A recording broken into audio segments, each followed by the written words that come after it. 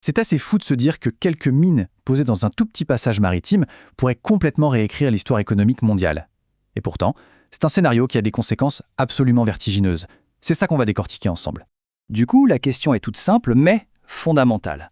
Qu'est-ce qui se passe concrètement quand on coupe une artère aussi vitale pour le commerce mondial ? Eh bien, les enjeux sont juste énormes et les répercussions, on va le voir, se propagent comme une onde de choc. Allez, on rentre dans le vif du sujet. La toute première conséquence, la plus immédiate en fait, c'est que le Golfe se transformerait en une sorte de grand lac complètement isolé du reste du monde. Et là, attention, le point crucial à comprendre, c'est que ce n'est pas juste un blocage de quelques jours. Non, on ne parle pas d'un simple incident. Le minage, ça crée un problème sur le très long terme. Parce que nettoyer tout ça, sécuriser le détroit, ça pourrait prendre des années. Et pendant ce temps, plus aucun navire ne s'y aventure. D'où cette citation qui résume la situation à la perfection, le golfe Persique deviendrait de fait un lac fermé. L'image est super parlante, non ? Ça permet vraiment de visualiser cet isolement total de la région par la mer. Et ça nous amène à un mot, enclavé. Alors d'habitude, on pense à un pays sans accès à la mer, c'est vrai. Mais ici, c'est différent. Dans ce scénario, même des pays qui ont un littoral se retrouveraient piégés. Leur côte donnerait sur une mer qui, du jour au lendemain, est devenue fermée.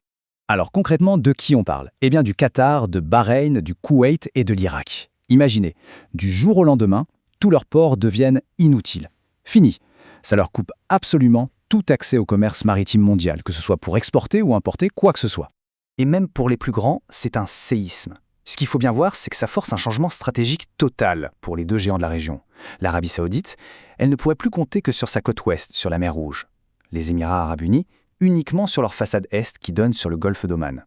Des pans entiers de leur côte, hyper stratégiques, perdraient quasiment toute leur valeur. Mais attention, les conséquences ne s'arrêtent pas du tout aux frontières du Golfe. Loin de là. L'onde de choc, la vraie, elle frapperait d'abord et avant tout les économies asiatiques. Pourquoi ? Parce que ce sont tout simplement les plus gros consommateurs d'énergie au monde.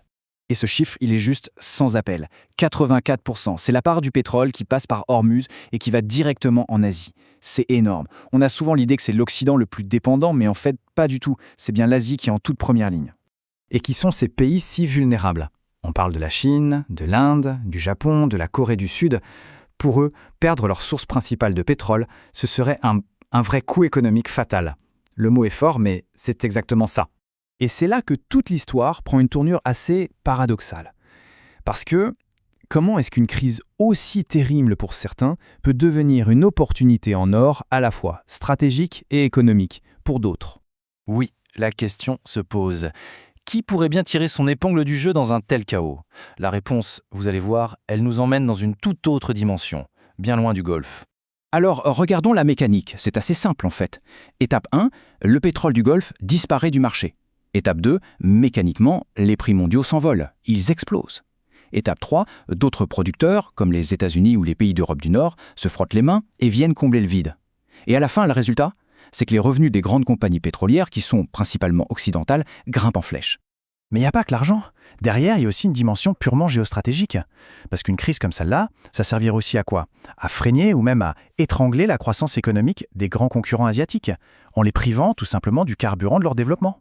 Et l'onde de choc continue de se propager. On a une autre victime sur la liste, une victime indirecte, mais qui serait touchée de plein fouet, l'Égypte, avec son artère économique vitale, le fameux canal de Suez. Regardez bien ce chiffre, 70%. C'est la proportion du commerce d'énergie qui passe par le canal de Suez, qui vient directement du détroit d'Ormuz. Le lien entre les deux est incroyablement fort, c'est presque symbiotique.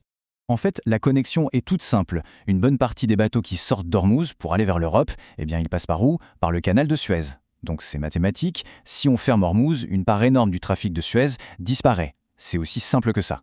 Et là, on assiste à un véritable effet domino sur toute l'économie égyptienne. Moins de bateaux dans le canal, ça veut dire beaucoup moins de revenus et donc moins de dollars qui rentrent dans le pays. La monnaie locale s'affaiblit et au bout du compte, qui paye la facture, c'est la population, avec une forte hausse de l'inflation et des prix. Bon, on arrive vers la fin. Et il reste une dernière question, mais elle est de taille. Une fois la crise terminée, qui va payer l'addition ? Qui va financer le nettoyage de tout ce bazar et la reconstruction ? C'est la question à 1 milliard de dollars, si on peut dire. Qui met la main à la poche pour cette tâche colossale de déminage et pour relancer toute l'économie de la région ? Et la réponse, elle est brutale. Ce serait aux nations du Golfe elles-mêmes de payer. En gros, les principales victimes du blocus seraient aussi celles qui devraient financer leur propre sauvetage. Double peine. Et pour conclure, cette dernière citation qui, je trouve, résume tout parfaitement. Le missile est tiré là-bas, mais le marteau de son impact se fait entendre ici. C'est l'illustration parfaite de comment une action très locale, très militaire, peut en fait déclencher une véritable déflagration économique à l'échelle de la planète.